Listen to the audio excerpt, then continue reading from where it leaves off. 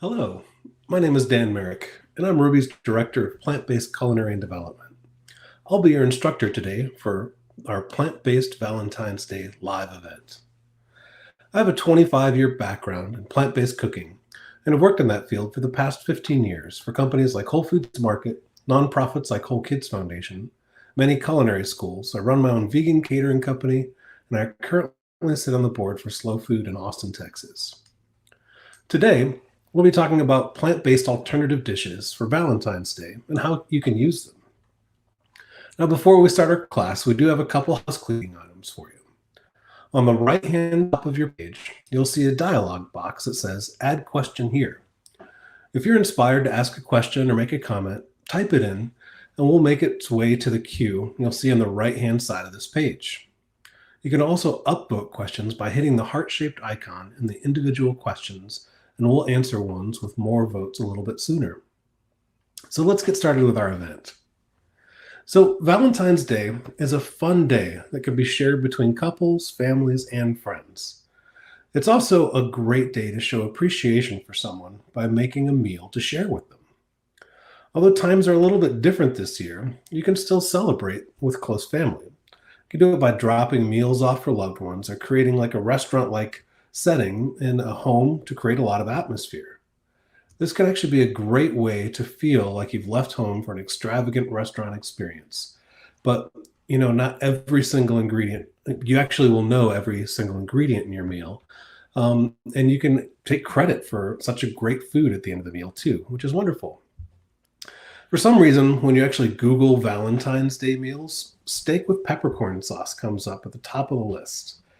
Being plant-based, that doesn't really interest me. But if you haven't tried our cauliflower steak with peppercorn sauce from the Ruby recipe page, I do suggest that you take a look at it after this event. When you're actually looking for great plant-based dish to celebrate, you can still be heart healthy, lots of traditional flavors, while having fun cooking it all. Today, I'm actually going to be presenting 5 different recipes to you. We'll start with a wine-infused beet, then do artichoke and mushroom crustini, a seasoned macadamia nut cheese, then my take on Julia Child's beef bourguignon, which I actually call Juliet's seitan bourguignon. And then we'll finish with the classic chocolate-dipped strawberries. The recipes, as always, are available underneath this video in a tab called Event Document. And this video will be recorded so you can go back and slow down some of the video or rewatch it in case you missed something. Now, this 20-minute recording we're about to play is each recipe, step by step, recorded in real time, just sped up for timing. So feel free to ask any questions during the video and we'll answer them after it shows.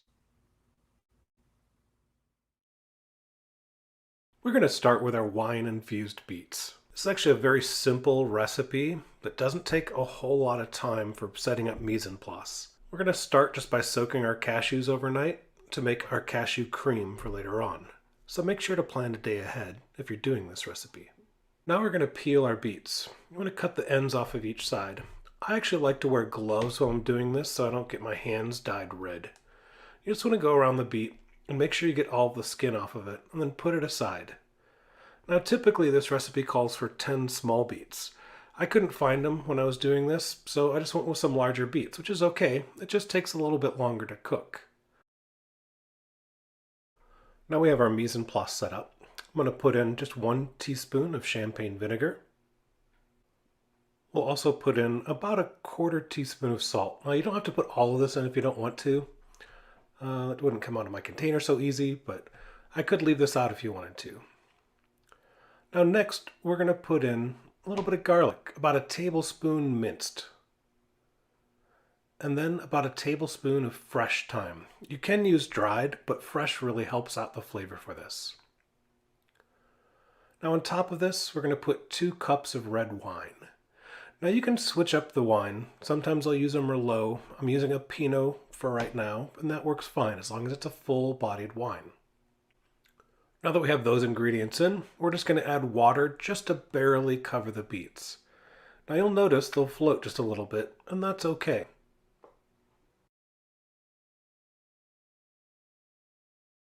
Now you're typically going to have about half a bottle of wine left, so make sure to save the wine to pair with the dinner that evening. We're going to put this in a preheated oven at 350 degrees for about 40 minutes. Let's work on our cashew cream. Now that our cashews have soaked overnight, we've drained the water, so now we're going to put them into our high-powered blender. Now a Vitamix really works well for this, but I'll get into that in a second. We're going to put in about half a tablespoon of champagne vinegar and about a tablespoon of lemon juice, typically about the juice from one lemon.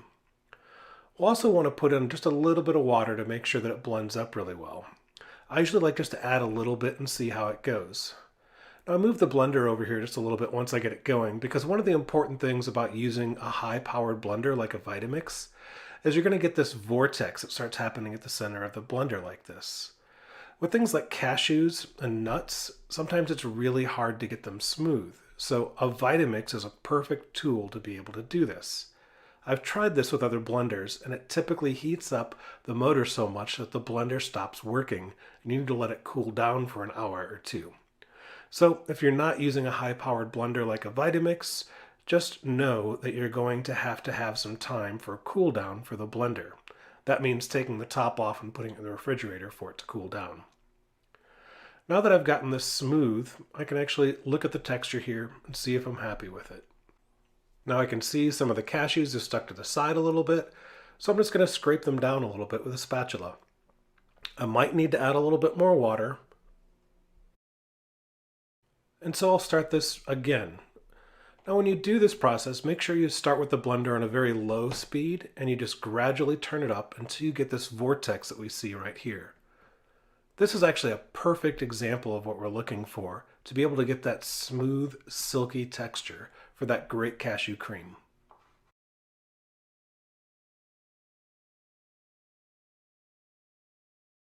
I'm going to check on my beets, and I want to make sure that they're fork tender. Because these are larger beets, it took a little bit longer to cook them, but I should be able to put a fork directly through them. When it's ready to plate, I typically like to take the beets out and put them in a separate container with a little bit of the wine and water mixture. That way it's easy to work with. I'm going to take my arugula and start a base of my dish. Then I'll get some tongs out to be able to place the beet in the center of the plate. You want to be careful not to drip any juice on the plate. Depending on the shape of your beet, I typically like to have it standing up a little bit, so it's taller rather than wider. And then I'll get a spoon out for my cashew cream. Just put a nice little dollop on top of it.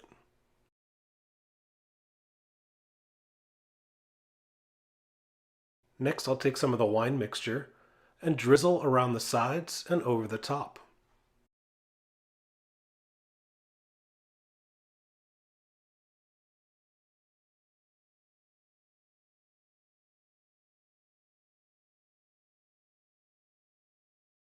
And finally, we'll add a little cracked pepper to the top of it, and that'll be our dish.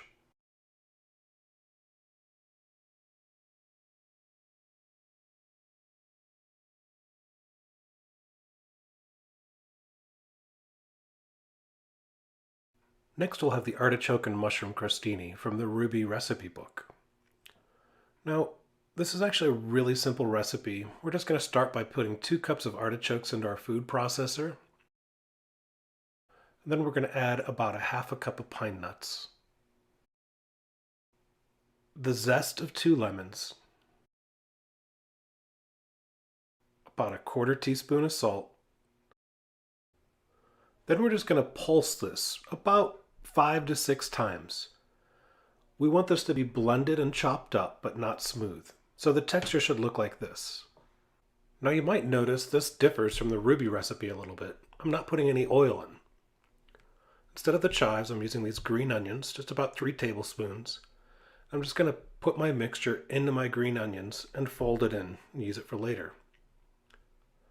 Now I have switched this recipe up. just to avoid the oil from it. And you can put this over any kind of crostini. Typically I like to do a whole grain baguette, but if you have a white grain, that's fine as well. This is also a great salad topper, and you can add the oil into it if you want to. I just chose not to do it for this to be able to avoid the calories.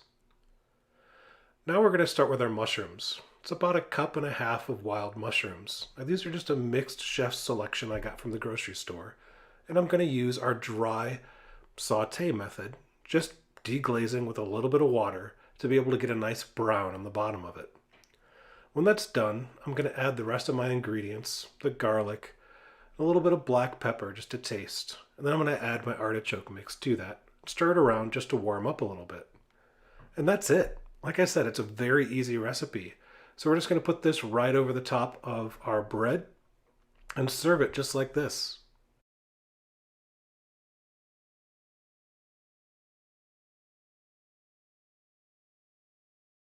Now we're going to start working with our seasoned macadamia cheese. This is always a great showstopper. It starts off with about 2 cups of macadamia nuts soaked overnight, just like our cashews at the beginning. So if you're doing these together, I suggest doing them at the same time. Just cover them with water, put them in a cool, dry place, let them sit overnight, and then you can work on the recipe the next day.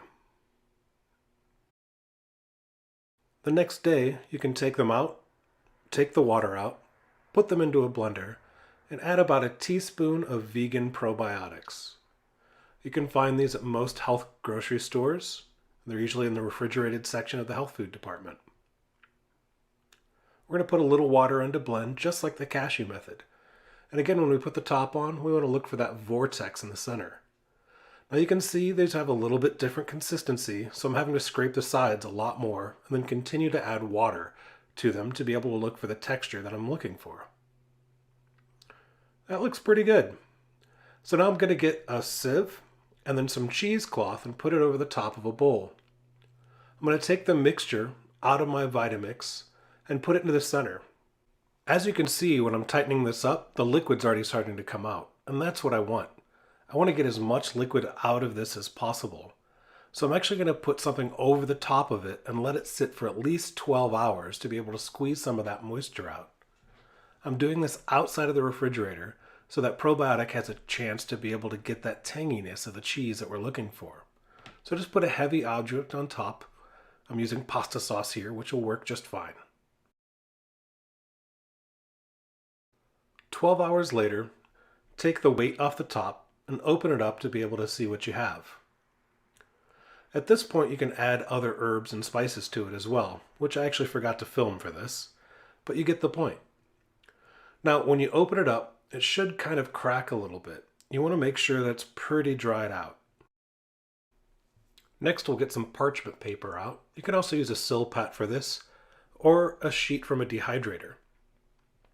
Basically what we're doing is taking this and we're going to roll it into a log. So again, if we were seasoning this, we'd put some garlic powder, maybe some nutmeg in it. Some great instructions on the Ruby website on how to season this. But for right now, I'm doing a very plain, simple version. So I'm squishing it into a little bit of form here before I start to roll it up. You want to make sure to get the sides as well.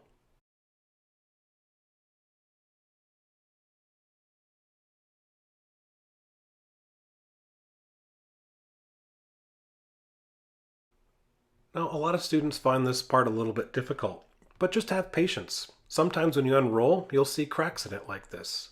Just smush it back together, roll it back up, and you should be just fine. Now, I like this, so I'm going to cut it in half so I can use 1/2 for one seasoning and the other half for later.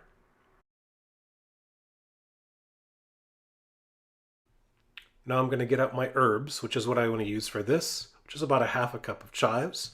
A lot of times you'll add tarragon too. Pink peppercorns actually work really well for this recipe, but switch it up to be able to see what you like on the outside of this.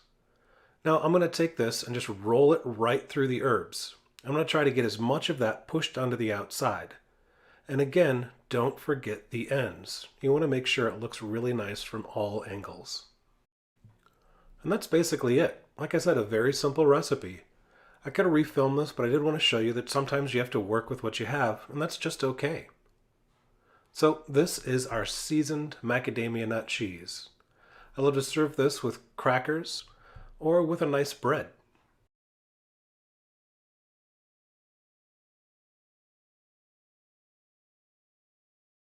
This is a spin off of Julia Child's beef bourguignon, but it's a seitan bourguignon. We're going to start with 2 cups of vital wheat gluten, about a teaspoon of smoked paprika, a teaspoon of garlic powder.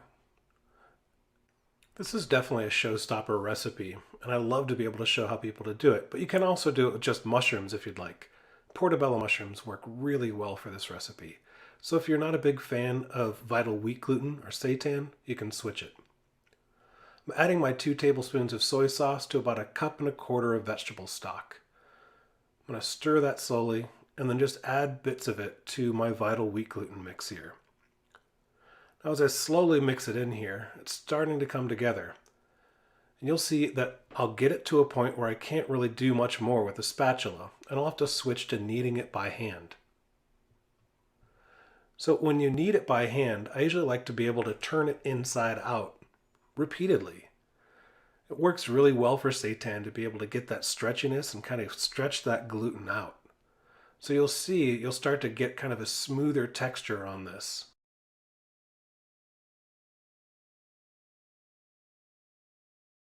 So right about here is when I'm starting to get that texture I'm looking for.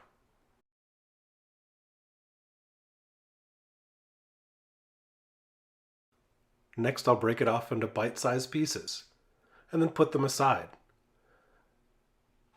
Now remember, they're going to expand a little bit, so try to keep them small.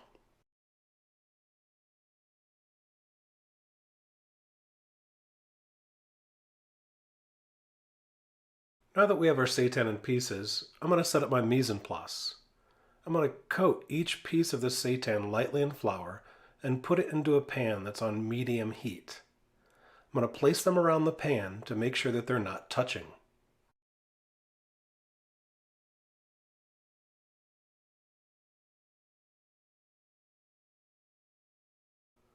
Now you'll get just a little bit of browning that's going to happen on the bottom of this pan. So we're going to put about 4 tablespoons of vegetable stock to deglaze the bottom. Now this is just helping unstick the seitan from the bottom of the pan. It's also a good time to turn your heat down. I'm going to flip them around and then start adding my other ingredients. About 1.5 cups of vegetable stock.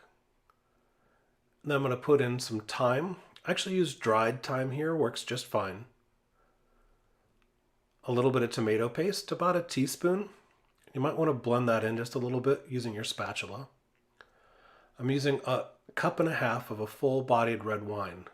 On this one, I'm using a Côte de Rhône, which is actually something that Julia Child used a lot for hers, but you can switch that up if you want to as well, especially if you're doing the wine-infused beets. You can do 2 cloves of garlic. You just want to smash them a bit. 1 leaf of thyme, and then salt and pepper to taste. Now again, I'm going to stir this around a little bit to make sure that tomato paste kind of breaks up and that nothing is stuck to the bottom. I'm going to turn it down to a simmer and let it simmer for 2.5 hours. Now that's a long time, but we're making the sauce out of it. Now I'm going to start working on my vegetables. I've added about 20 pearl onions to a dry pan here, and I'm just going to use our water method with this as well. So once they start to stick a little bit, I'm going to add some water to deglaze the pan. Once I start to see a little bit of color on these, I actually want to add in my carrots. Now the carrots that I used here, typically they'd be sliced. I did a little bit of a unique cut on these, where you just roll the carrot and cut it at a 45-degree angle. I just like the look of this, and it's a very classic cut, especially for something like beef bourguignon. I'm going to add about 1/4 cup of vegetable stock and a little bit more water to be able to get those carrots nice and tender. Now I'm going to stir that a little bit, let it come up, and then turn it down to a simmer and cover it. After cooking for a couple of minutes, you'll see that your carrots are actually pretty tender. So I'm going to add my mushrooms, about 16 ounces of baby bella mushrooms, and about 3 portabella mushrooms, degilled, and kind of a large dice. You want these to be a little bit thicker just for texture. Now I'm going to take this same thing and also cover it just to make sure everything cooks down really well. After checking it, I can see that the mushrooms haven't released all their liquid yet. So I'll cover it, cook it for a couple more minutes until those mushrooms have released a lot of water and really help flavor the dish. That umami is a big part of that dish. So once I have that liquid that's actually in the pan, I'm actually going to make sure that that comes out the same time that my seitan is done. So I have my seitan out here. I'm going to take the cover off. And then I'm going to actually spoon out the seitan into our vegetable mixture. I'm going to use a slotted spoon to be able to make sure to do this without getting any of the juice from my pan out.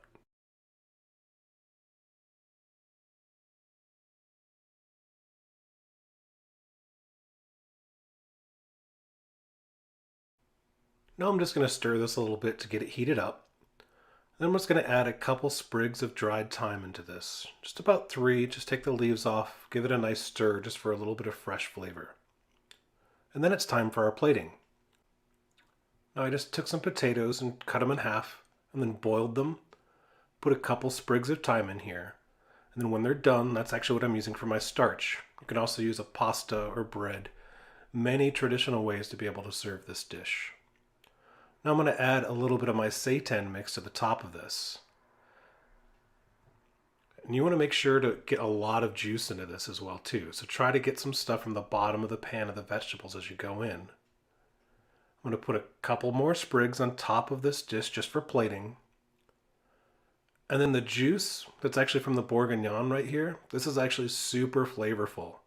So I'm going to take a lot of this and put it over the top to be able to add that really big flavor. This is one of the star attractions of this dish. In fact, I love this just even on toast. It's amazing. And that's pretty much it. It's actually a little easier than you'd think it would be to be able to make this unbelievably great dish full of flavor and umami.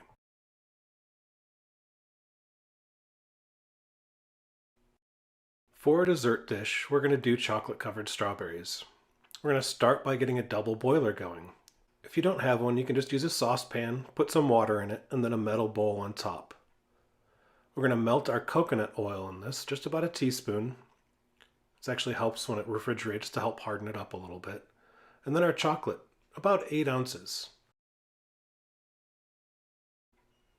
Now I'm going to slowly stir this chocolate in until it melts down and has a very smooth texture and consistency to it.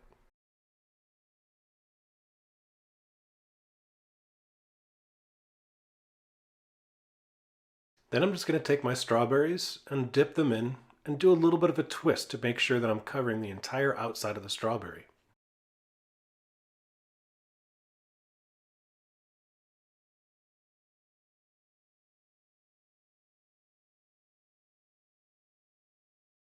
After I actually do my dip, I'm going to put it onto a cold plate off to the side. After putting them on the chilled plate, you want to store them in the refrigerator until you serve them.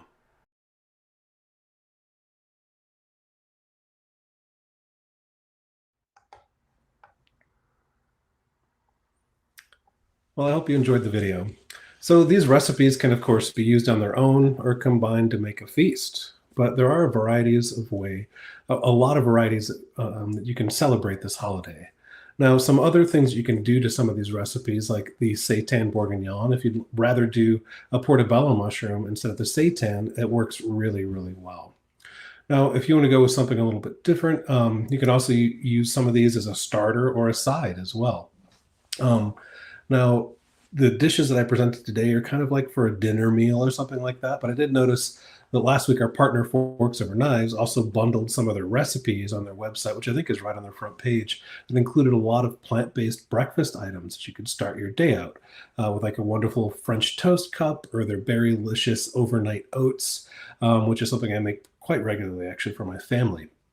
If you're looking for more of a decadent dessert, I would absolutely recommend checking out Fran's Valentine's Day Spectacular tomorrow. It's a live event that we have right on Ruby, and she'll be making some over-the-top plant-based desserts that you'll love. So I didn't really focus on desserts particularly so much on today's event, but Fran is going to cover that really, really well, and I think this is our 5th year doing it, which is wonderful.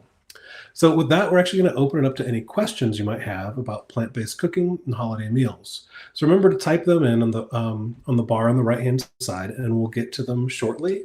And if you click on the heart, they'll go up on the list. So we'll start out with Selena here, and she's asking, what is your favorite go-to dish when having non-vegan friends over? Wow, that's just kind of depends on what I have in the fridge and who the friends are and what I feel like making for the time. I like to kind of mix up the variety of different dishes, but probably one of my go-to easiest things all the time is kind of a stir fry with either noodles or rice. And I like to do that because what I do is I actually organize all of my mise en place ahead of time in my refrigerator. So if you go back into some of the older live events, you'll see how I have a class on just making everything ahead of time and being able to prepare ahead of time. So you'll see that all my mise en place is actually all cut up right there. So I love to be able to take those and be able to make them kind of quick and easy, to be able to make a dish out of those. And it's typically going to be a stir fry, most of the time with the noodles, and I'll make up whatever sauce at the time. If I want to do a fermented black bean sauce, or if I want to do more of like a sriracha hot sauce or something like that, but by and large, primarily those are going to be the ones that I'll typically do as kind of a stir fry, just really quick and easy to be able to go. Now, if I know I'm having friends over, that aren't, if I want to do something a little bit special, I might do something like a vegan carbonara or something like that. And do a nice like crispy garlic bread to be able to go with those. The one that I showed you here, the seitan bourguignon, is great, but I typically would only make that about once a year. But the biggest thing is to be able to kind of build up your repertoire of different recipes that you have to be able to make them really easy. So when friends come over, you're going to execute the dish really well, so you're not using all your time cooking, so you can actually interact with them at the same time too. So when you have friends coming over, even if they're non-vegan, just plan the dish ahead of time and make it something that you're used to doing and you're really familiar with. Non-vegan or vegan, they should probably be liking what you're eating at the same time too. And it's always good to ask ahead of time what kind of things and what flavor profiles they like. So our next question is, when a recipe asks for an onion, is there a golden rule to choose a white or a yellow, or are they used interchangeable? So thanks, Sheridan. That actually depends on the recipe. They can be used interchangeably, if you're in a pinch, but typically they are pretty different flavor profiles. The yellow is much sweeter. The white is a little more kind of, it's kind of in the middle of the road. So that's why you'd use like white onions and like, I don't know, like pico de gallo or stuff like that. And yellow onions would be used more kind of, depending on what the dish is, but they're a little bit sweeter. White onions actually don't last as long as yellow onions too. They have a thinner skin on the outside. So I typically, in my pantry, I'll keep, about 4 yellow onions and about 2 white onions and be able to, kind of switch those up as I want. So Sue, are the wine roasted beetroots served hot or cold? So I serve them hot.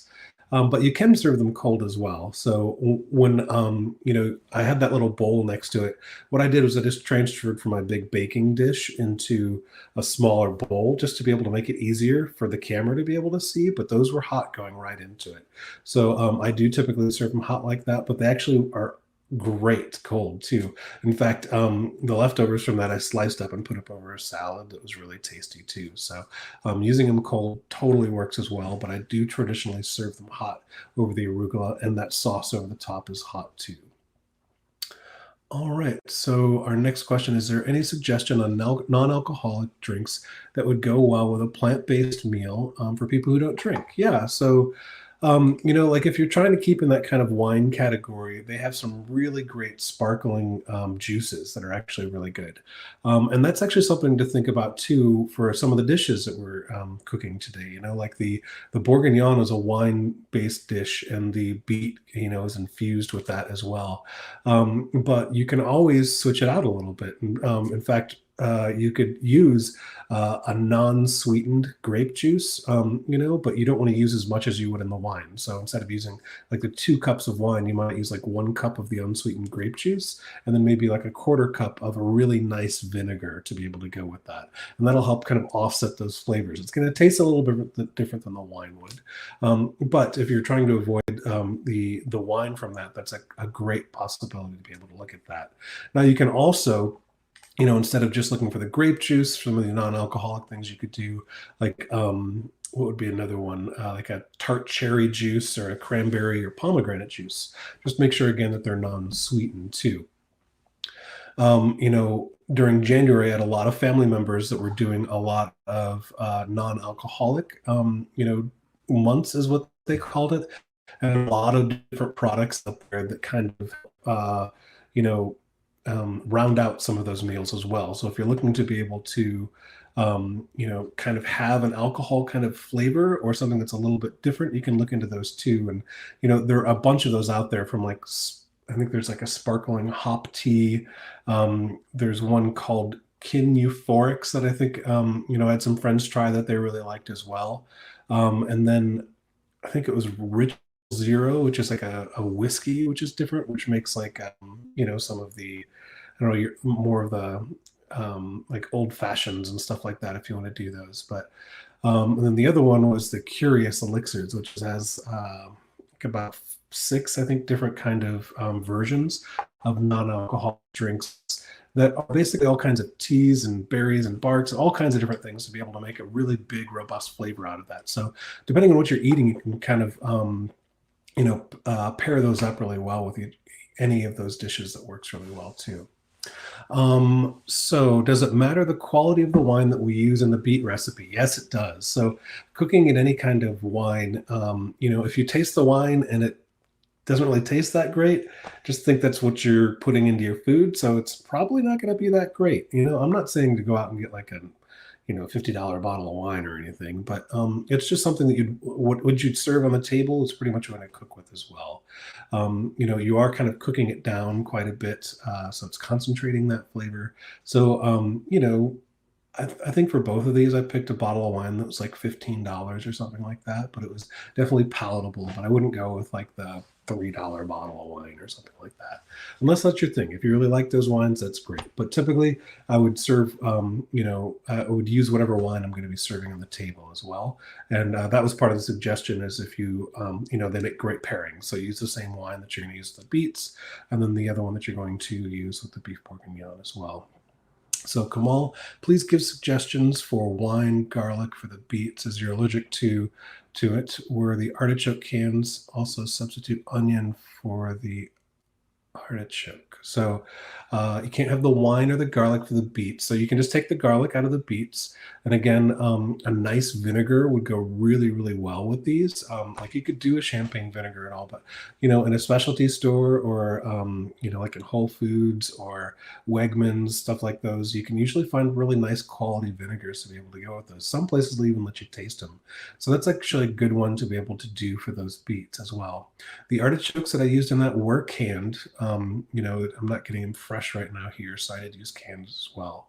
And then a substitute for the onion and the artichoke, so I'm guessing the crostini. You can just take the onion or the shallots right out of that. You don't need to be able to add it into it. The mushroom and the artichoke, combination is really good. But if you're not doing the garlic and you're not doing the onion, you might want to get something a little more aromatic in there. The herb wise is great, but the amount of lemon zest in that is really kind of big. And what I didn't do in this recipe, because I was avoiding the oil and I switched it up a little bit, but one of the things that they finished it off on the recipes that are on Ruby's, they finished it off with a freshly shaved horseradish. So that's another big flavor boost out of those. So those are some great alternatives that you can put onto those as well too. So Sheridan, I would like to learn more about chocolates, as not all chocolates are alike. You're very correct on that. How do you select the right one for the recipe? Well, Sheridan, that definitely depends on the recipe. Chocolates, they have a wide variety of flavors to them. And it's just like a lot of people look at them like coffee too, right? So you have a huge amount of different flavor profiles with those. And Part of that is kind of tasting to be able to see what they're going to taste like. Of course, the more bitter chocolate being the darkest chocolates, you can get up to 100%, cacaos in them as well. But that might actually be a better question for Fran for tomorrow's question or for tomorrow's class, because she's the master of chocolates. I would definitely, try that out as well too. Pardon me. Can you make the chocolate coated berries without oil? Well, yes, you actually can. Um, I have done that for a long time without oil, but I find that the coconut oil helps to solid up the outside a little bit more. So you get that nice crunch in the chocolate that most people are looking at. But if you're not doing the oil, that's fine. You can actually just do the exact same technique. Don't use the coconut oil. And then when you're rolling your strawberries into it, make sure you put it on a chilled plate again and then right into the refrigerator.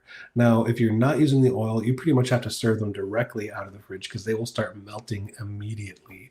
Um, and I'm not saying they're going to just go into a puddle on the plate, but take them out of the fridge and then give them directly to your guests to be able to start eating, because that's really what the oil helps, is to make sure that they're not melting, at room temperature, which can happen. So Matthew, what is a vegan probiotic made of? That's a good question.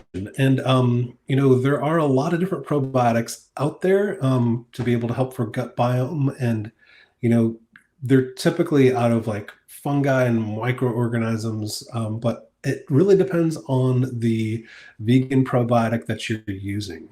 So I'm not 100% sure which one I bought this time because they're out of the one that I normally get. It's usually refrigerated. But the nice thing is you can get those probiotics out of all kinds of things, like if you're doing sauerkraut or kimchi. Those are typically where I get a lot of mine. But I used usually a powder form, but they're out of it, so I had to use a pill form and break open the caps to put into my teaspoon there, or tablespoon. I can't remember which it was, to be able to put into that. But so it really depends on the vegan probiotic that you're looking at. And it could be a host of different things in those as well. Just make sure that it's a vegan product, because most aren't. So Beverly, hello, I'd like to know how you make plant-based icing and plant-based whipped cream. Well, that's actually pretty cool. So for whipped cream, I actually typically will go to something like aquafaba. So aquafaba is the juice that's actually in a can of chickpeas, right? So you can just take that and put in a little like cream of tartar and sugar, and whip that up, and it'll actually become a nice meringue as a whipped cream. So that's one that I like to use a lot as well too. For icing, it's kind of the same as you normally would, but you just veganize everything, right? So icing is typically powdered sugar. I might do a little bit of vegan butter and maybe like a soy milk and some vanilla extract, to kind of start out. If you're doing chocolate, of course, you're going to switch that up a little bit, but that's probably where I'd start out a bit. Might be able to do it without the vegan butter, but I'm not 100% sure on that. Again, that might be a great question for Fran tomorrow on her sweets class, because she's the master of that. But that's how I make my icing, and it works out pretty well. All right, so let's see. How can you replace the nuts if you can't eat nuts? I guess in the cheese, right? So if the macadamia nut cheese is all macadamia, so I wouldn't recommend doing that recipe. I have not seen a way to be able to replace that version with those as well. So I'm not 100% sure what to tell you on that. I know for a lot of the like softer kind of cheeses and sauces, I'll use white beans instead, but that wouldn't hold up the same way that this macadamia seasoned one would. Because that's the nice thing, is you get like a nice kind of almost sliceable cheese out of that. But I'll have to do a little bit more research on that, and I can try to find out some other kind of sliceable cheeses for you to be able to make. I know that there are a lot of different versions out there. Mayoko, who's a great brand, put out a cookbook a while ago that I know my wife does some different vegan cheeses out of, but I think a lot of them are nut-based as well. But I'll do a little bit more research there for you to be able to find that one out. So Barbara, the plant-based course mentions that we can make rice in advance, but I heard reheating rice can make you sick. Is there a way to do this safely? Well, I've never had any problem with reheating rice, but I've never known anybody to have that as well. But I have heard that rice is kind of a problematic grain for leftover foods because it can contain a bacteria called I can't remember how to pronounce it. It's like bacillus, which can survive in the cooking process. But out of all the years I've eaten rice, I've never had any problem with that, and I use leftover rice constantly. I think that the big thing is to be able to, if you're using a leftover rice, to reheat it again. So I think that's a great thing to be able to um, you know, to start out with. But I've never had any problems with rice at all. But I have heard, of that one little thing that happens that won't get rid of it. And there's also in brown rice, there's a higher level of arsenic as well.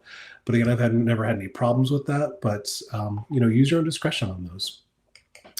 All right, Elizabeth, can I use avocado oil in place of coconut oil? Yeah, you could, but it wouldn't really have the same effect. So one of the nice things about the coconut oil is even at room temperature, it solids up, right? So the avocado doesn't. It still is like a liquid. So that's why I use the coconut oil on the strawberries. So it'll actually help that crunch and the solid structure on those as well. So I would use the coconut oil, or I just wouldn't use the oil at all.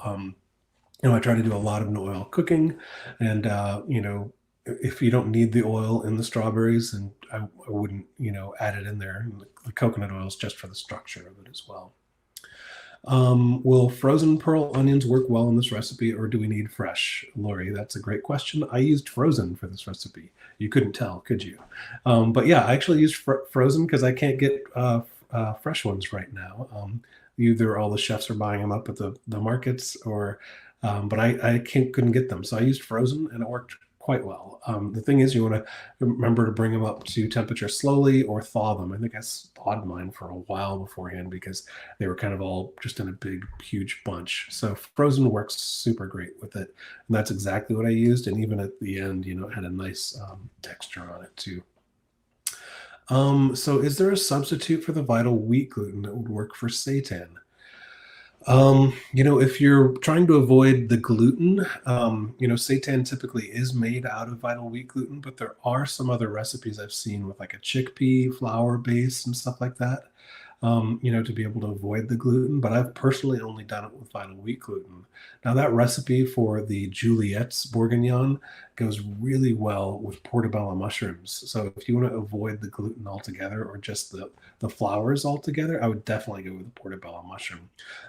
And I would kind of go with a thicker slice on them as well. Make sure to degill them. Otherwise, all that nice red sauce is going to turn brown. So make sure to flip over the mushroom and then scrape out the gills out of the bottom with a spoon, just to be able to get rid of that, and it won't turn everything brown. So Pammy, hi, this is plant-based meals great for people with diabetes. Actually, yes. Plant-based meal planning is a wonderful thing for people with diabetes. And there have been a lot of studies out in it. And I think, in 2003, there was a study that came out showing that a plant-based diet controlled blood sugar and 3 times more effectively than more traditional diabetes diet.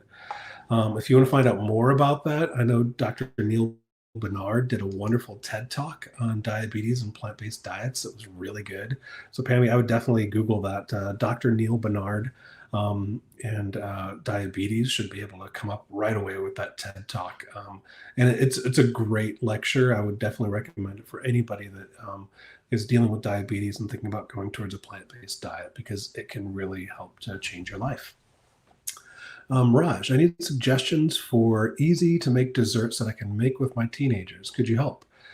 Yeah, there are a lot of fun things to be able to do. Especially with teenagers, like, you can do quick and easy things. Definitely check out Fran's thing tomorrow, her live event.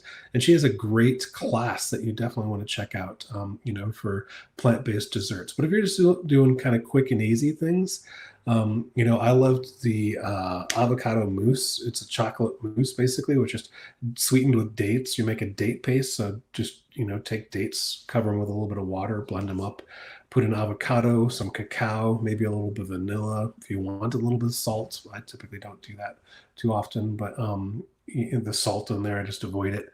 Other things, I love to do oat balls with the kids. I do those with my little girls too, so you can just take oats and dates and then a little bit of cinnamon or raisin and kind of roll them up into little balls. Those are a fun thing to do. You can even coat those in the chocolate like we did the strawberries here too. The strawberry one is a fun thing to do. They don't always have to be strawberries. You could do like pitted cherries too, which are kind of fun. Or you could slice apples and put them in there. I actually used the leftover chocolate for this and gave my girls the chocolate dipped, apple slices because they love apples. They'll just eat them all the time. So it was a kind of fun treat for them to be able to do as well. So, Theresa, could you use soy curls instead of vital wheat gluten or mushrooms? Yeah, you could use both of those in the bourguignon and totally work fine. The soy curls are probably going to melt down a little bit more, but you're still going to get that great flavor that you're looking for.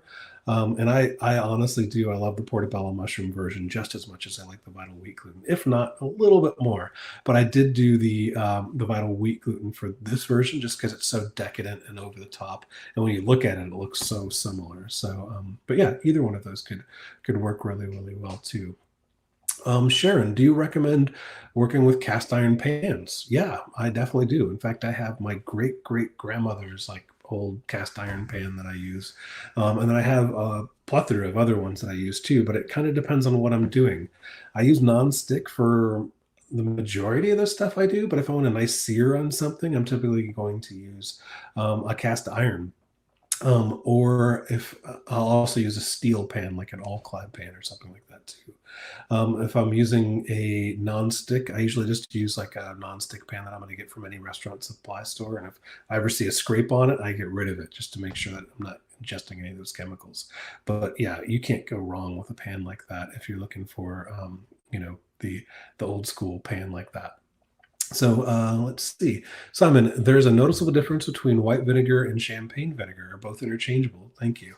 No, there definitely is a difference between white wine vinegar and champagne vinegar. And what I like to do is, what I would do is set up a couple, like do some shot glasses or some sample cups, little tiny containers that you can put a little bit of vinegar in each one, and set up a tasting for yourself. Like a lot of people do wine tastings. A vinegar tasting is actually a super awesome thing for anybody who's doing any cooking to be able to try out. So if you try a white wine vinegar and a champagne vinegar, and there's a huge plethora of different kinds of vinegars out there. So try a couple different ones out and just do a slight tasting in each one. Of course, you're not just going to drink the whole thing back. Some people like to do that. That's fine. I just do a little bit of a taste in each one, or take a little bit of a lettuce green or something and dip it into it to taste it, to be able to see the subtle differences between each one. And you'll notice right away there's a pretty big difference from each one of those white vinegar styles. And then also try with a red vinegar, right? So you could do the balsamic, you could do the red wine vinegar, apple cider vinegar, kind of depends on which, it's kind of between the two. So try them out. I think that there's a great way to be able to cook with those and to be able to utilize them very well. I personally think I have maybe 10 or 12 different kinds of vinegars in my pantry right now. And I just use them for different kinds of things. And a little bit of acid goes a long way. So they last a long time too, which is really nice. Sarah, how long can I keep fresh herb pesto in the refrigerator? Well, they typically say 7 to 10 days on things, but pesto lasts pretty long. It can last a week or so, but if you're ever going to keep it for a longer amount of time, I recommend freezing it.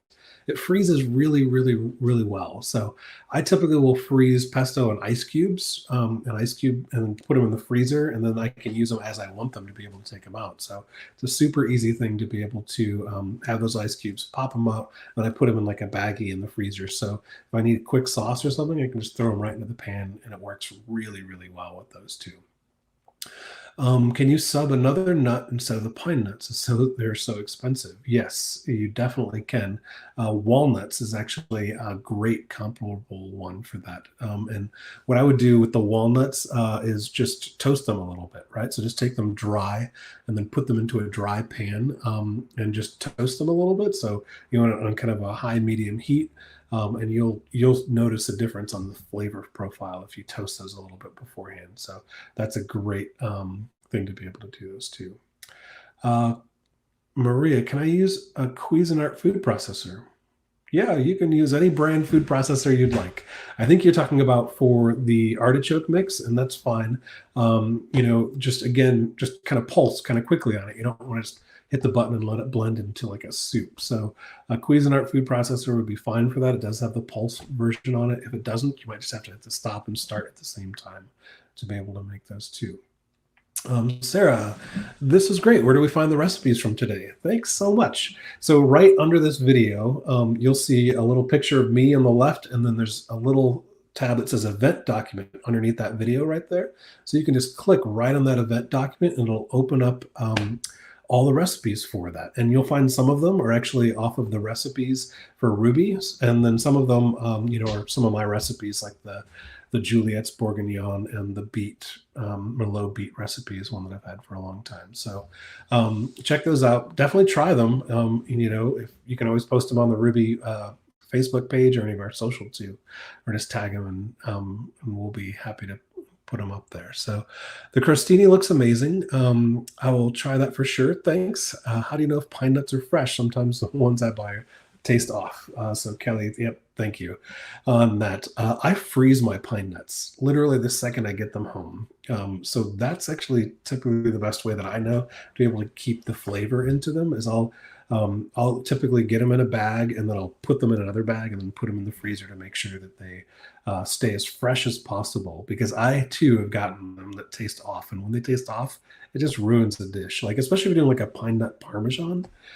Pine nut parmesan is just an easy recipe where it's just pine nuts and some garlic granules, onion granules, nutritional yeast, and salt.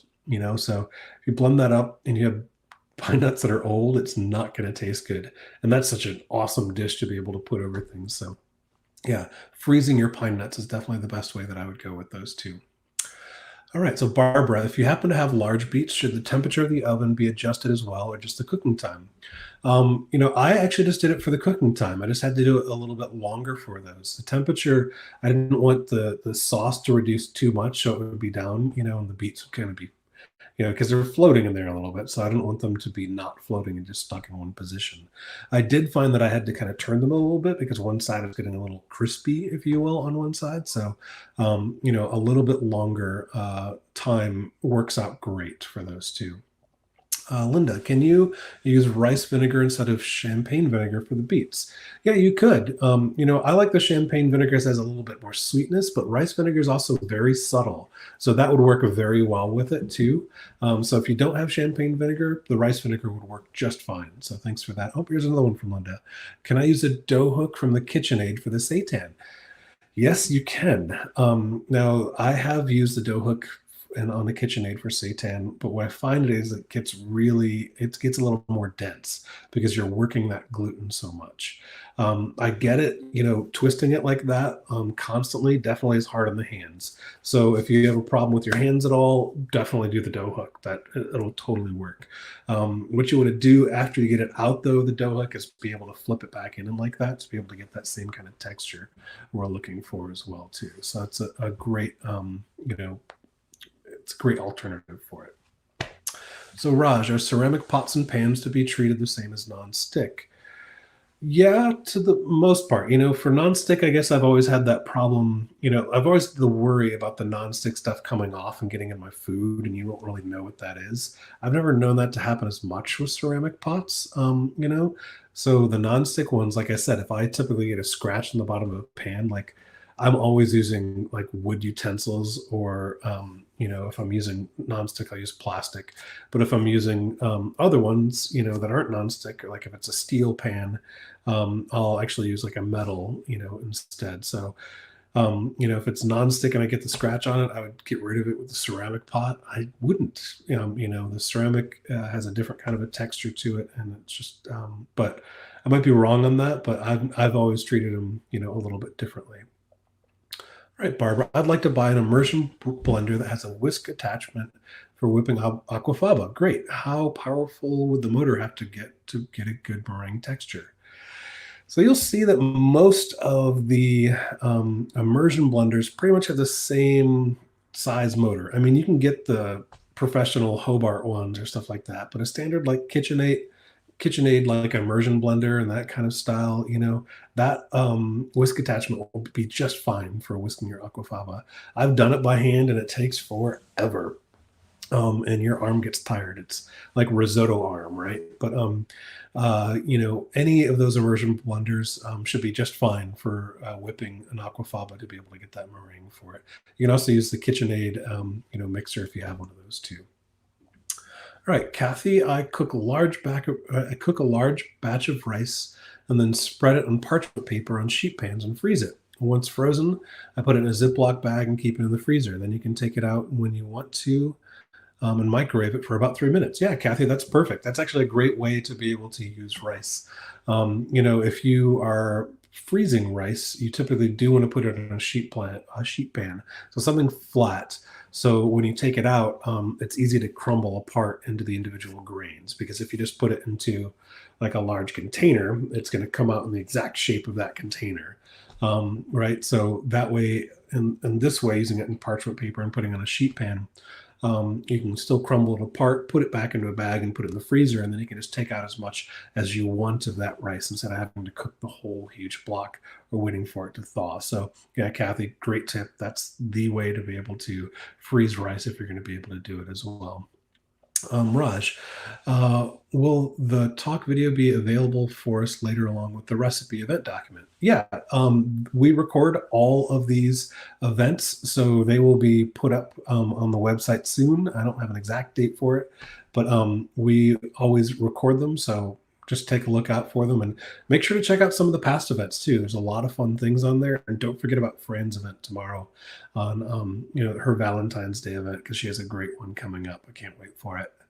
All right, Kelly, what could be used in place of arugula? I do not care for the bitterness of it. That's fine. You can use any green. If you want to use, if you want to use a spinach instead, that's totally fine. If there's another green that you like, to be able to do that, that's fine. I love to use the greens on the bottom because it actually helps hold the beet in place. But if you don't want to use the greens at all, you could also put the cashew cream on the bottom to hold the beet in place to be able to make sure it doesn't tip over as well. But any other green would totally work as the base for those as well too. Mary, thank you for your comment and showing up for our class today too. Amy, if you can't do gluten, what would you suggest for a replacement? I guess I could go with the Portabellas. Yep, you're right on, Amy. That is a perfect substitute for them. Again, just kind of do the thicker Portabellas. Make sure to degill them before you put them in there as well too. Teresa, is there a better brand of nonstick pan? No, not that I know of, but I could say that there are better brands but I'm not. I don't go for a fancy nonstick pan at all because I get rid of them if I get scrapes on them. So I'm not going to spend a lot of money. Like my steel pans, I love all clads for those, but they're nonsticks. They'll even replace them for free here if you, if something happens to them. But I've not had any success with that. So I just go to the restaurant supply store and get the nonstick pan that you'd find in every commercial kitchen. And they're usually about $20. They're not a whole lot of money. So Terry, what's the closest to use for substitute for chickpeas? So that depends on the recipe you're doing with them. But the nice thing about chickpeas is they're kind of flavorless. There's not a whole lot of flavor to them. So in that kind of reference, I would probably say maybe cannellini beans. But again, kind of depending on what your recipe is. Cannellinis are a little more wet depending on how much you cook them. Like if you just take a canned cannellini bean compared to a garbanzo bean or chickpea, cannellini beans probably are most like middle of the road with not a whole lot of flavor to it. Thank you, Dan. This is great. I love your vibe. Thanks, and how well you show to make each recipe. Thanks so much. I put a lot of work into them, so I'm glad you enjoy them. Karen, how do you suggest staging all the parts of the meal? Which can you prep ahead so it's not panicky putting it all together? That's actually a great question. So let's see, just to kind of vision back in here.